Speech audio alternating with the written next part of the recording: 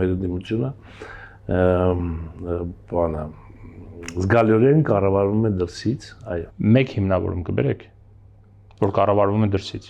Տեսեք, մեր քաղաքական դաշտում հայտնվեց Ռուսաստանի Դաշնության օլիգարխ։ Դուք պատկերացնում եք Ռուսաստանի Դաշնության օլիգարխը, որը որ 44-օրյա պատերազմի ժամանակ անգամ մի Խոսքը Սամվել Կարապետյանի որևէ հայտարարություն, որևէ ներդրում, որևէ ակտիվ ինչ-որ երկիրը էգզիստենցիալ պայքարի մեջ էր, բայց ինքը տենց այդ Ռուսաստանի օլիգարխները որևէ ազդեցություն չունեին կամ հայտարարություն կամ ինչ-որ իրանց ներդրումը չկար։ Բնական է, չէ, եւ որ Ռուսաստանի Դաշնությունում օլիգարխը գործում է հստակ կառավարական որոշակի մարմինների հրահանգով, ցուցումներով եւ եթե նրանք որևէ ավել բան անեն, դրա համար կարող են խիստ պատժվել։ Սա որևէ մեկի համար գաղտնիք չի եւ այստեղ հիմնավորում պետք չէ։ Այսօր մենք գիտենք Ռուսաստանի Դաշնությունում քաղաքական համակարգը ընդհանրապես ինչպես է կառուցված։ Եվ հիմա այդ օլիգարխը չեն կարող խոսել,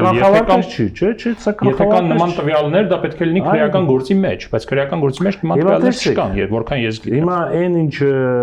քրեորեն հետապնդելի արարքներ են, իհարկե ժամանակի ընթացքում դրանց հիմքերն ու առիթները ետելն իհարկե կհարուցվեն։